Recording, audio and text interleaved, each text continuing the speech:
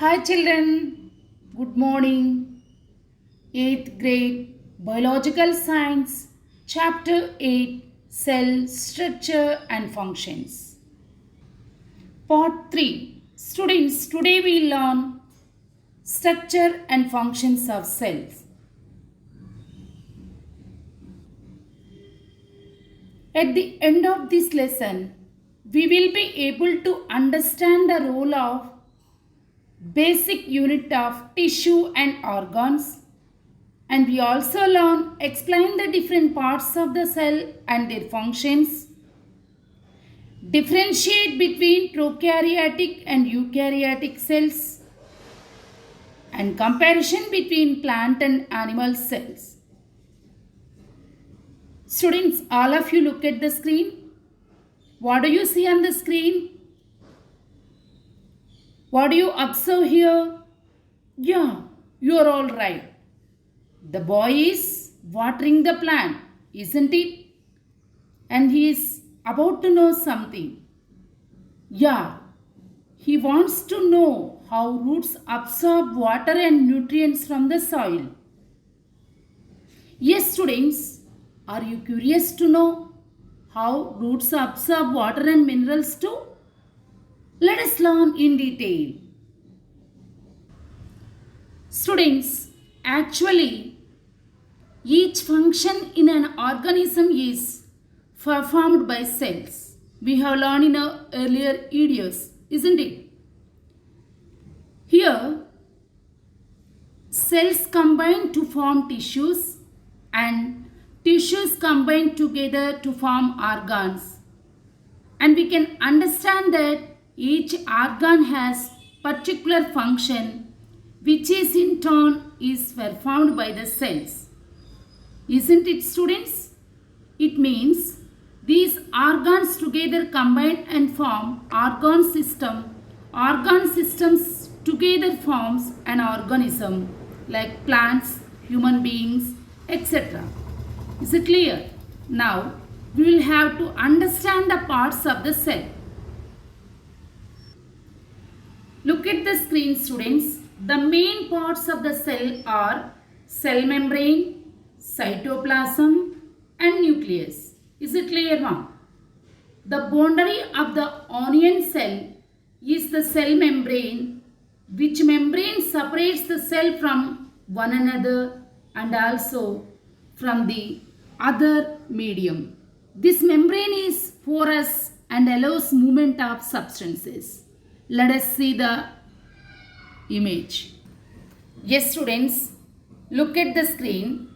The boundary of the onion cell is the cell membrane.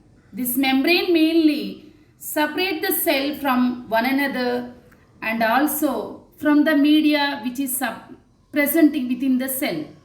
And this membrane is very porous and allows movements of the substances which are present within it. The cytoplasm and nucleus are enclosed within the cell membrane. This cell membrane is also bounded by other thick cover which is known as cell wall. Can you observe the cell wall, students? Yes. Yeah, this is cell wall, students. Mainly the functions of cell wall. Cell wall is present only in plant cell. It's helpful for protection and is not present in animal cell, and plant cell need protection against various temperatures and high wind speed and atmospheric changes in the atmosphere. Is it clear, ma? Yeah. Yes, students. Cytoplasm is the jelly-like substance present between the cell membrane and nucleus. Can you observe here the labelings of cell membrane, nucleus, previously cell wall, students? Yeah. Various other components or organelles of cell also present within the cytoplasm. Students, observe in your textbook the diagram of plant cell. Can you see the labelings of plant cell on the screen? Yeah. If you observe here, there are some other parts within the cell. Those are mitochondria, vacuole, ribosomes and Golgi operators, vacuole. Can you see, students? Now let us learn nucleus and its importance. Nucleus is an important component of the living cell. Can you observe, students? Generally, it is spherical and located in the center of the cell. Nucleus is separated from cytoplasm by membrane called nuclear membrane. Nuclear membrane is also porous and allows the movement of some selected materials between the cytoplasm and nucleus. Look at the diagram, students. Nucleoplasm. What is nucleoplasm? A dense fluid present in the nucleus is called nucleoplasm. Then, if you observe center of the nucleus, small dot-like structures, can you able to observe? Yeah, those are nucleolus. It is a small spherical body present inside the nucleus, Nana. It is rich in RNA, means ribonucleic acid. Then, within this round ball, spherical shaped structure, generally we can observe some dots. Can you observe the jelly-like substance, the thread-like substances? So, the jelly-like substance, as I told you, nucleoplasm, the big dots, nucleolus, and thread-like structures are chromosomes. Now, let us know the importance of chromosomes. Students, observe the screen. Nucleus, nuclear membrane, nucleoplasm, chromosomes. Can you see? Yeah.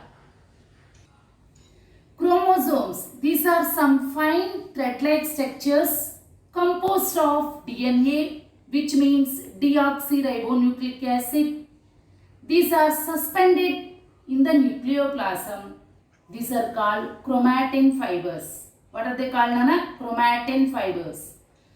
So, in the dividing of this nucleus, these chromatin fibers condense and form chromosomes.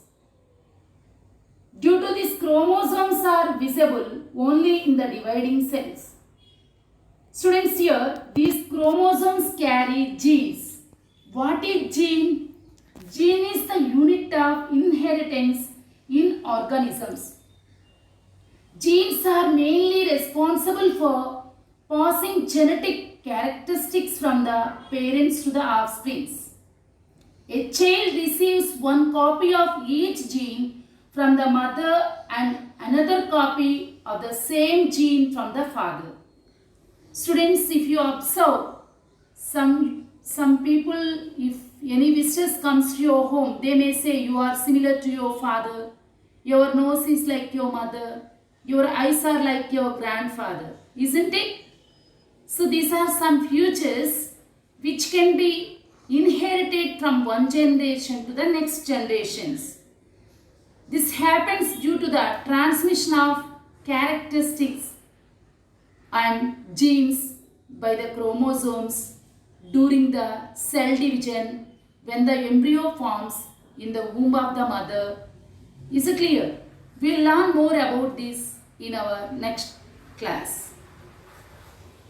Students, this is what? Passing of the characteristics or genes from one generation to the next generation is called inheritance.